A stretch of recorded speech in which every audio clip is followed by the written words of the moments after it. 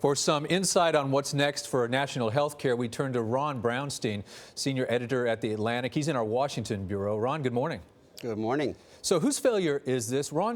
Sean Spicer says Trump left it all on the field. Do you think this was a learning moment for the White House? I think it was. First of all, it is difficult to think of another president who suffered as big a legislative defeat this early in their presidency. I mean, you go back in the first 100 days to lose something of this magnitude is, I think, extremely rare, if not entirely unprecedented. Look, there were tactical problems, but there were also strategic problems. The tactical problems were the Freedom Caucus in the House among the House Republicans were intransigent and not ready to govern. The president was energetic, but somewhat unfocused. They simply did not have a mastery of the policy details or an understanding about how changing some of the policies could affect the legislative dynamic. For instance, their final changes moved some conservatives toward them, but they lost moderates. They failed to develop any institutional support. Not only did conservative groups oppose the bill, but so did essentially every major component of the medical profession, from hospitals to doctors. And, you know, there was also a choice that was almost completely unremarked to exclude Democrats from the beginning, which left them very little margin for error and allowed each Republican faction to have a veto. But I would say the bigger problem was strategic, which is that facts on the ground matter. President Obama's Affordable Care Act provided coverage to 20 million people. And Republicans faced basically a deadlock between conservatives who felt the bill did not withdraw coverage from enough and moderates who felt it went too far. And they learned, as a final point, they learned their coalition is very different than it was 20 years ago. It now includes a lot of lower middle income, older white voters who are perfectly happy with government benefits as long as it benefits them. And Republicans face the reality that this bill imposed its highest costs on older workers at a time when whites over 45 provided a majority of Donald Trump's votes. Ron, the president and his colleagues in Congress say they want to, quote, move on. But the question is, can they? Is that politically feasible? The Freedom Caucus says they still want a full repeal of Obamacare. Can they leave this issue on the field?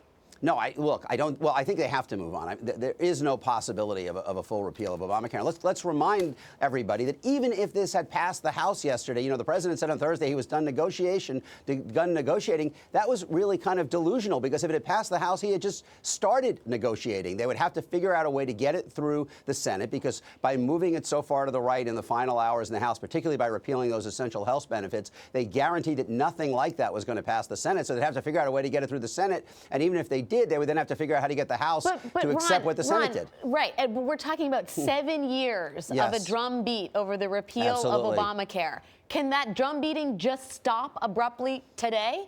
Yeah, I think it's going to. I think the drums are going to not entirely silence. They're going to get a lot quieter, because I think the Republican strategy now is to argue that Obamacare will collapse on its own. And there's no doubt Obamacare has problems, but it is worth noting that in the same analysis the Congressional Budget Office said that this bill would deny coverage of 24 million people. The Congressional Budget Office concluded that the Obamacare was not in a death spiral, that it could stabilize and produce stable insurance markets over time. You know, as I like to say, the CBO said Obamacare is not going to die of natural causes. If it expires, it's because somebody's going to hold a pillow over its head. Well, the president has blamed the Democrats for this failure, and he left the door open, though, to work with them in the future. Do you see that happening?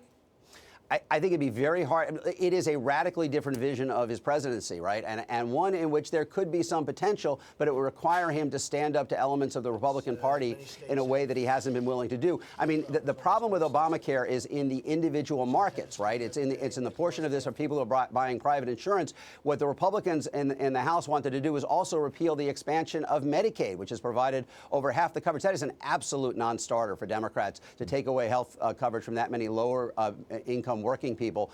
So he would have to significantly change his policy goals. And then are there ways to talk about stabilizing further the individual markets? Possibly. But I honestly think that's very unlikely, because it would require such a confrontation with the House Republican caucus. Now, the question is, going forward, does he learn from this that by excluding Democrats from the beginning, he gave every faction of the Republican caucus a veto that ultimately impinged on his maneuverability? That may be a lesson that they could take into a tax reform, potentially. Well, the tax reform question is no less thorny or complicated. Ron Brownstein, thanks as always for the wisdom. Thank you.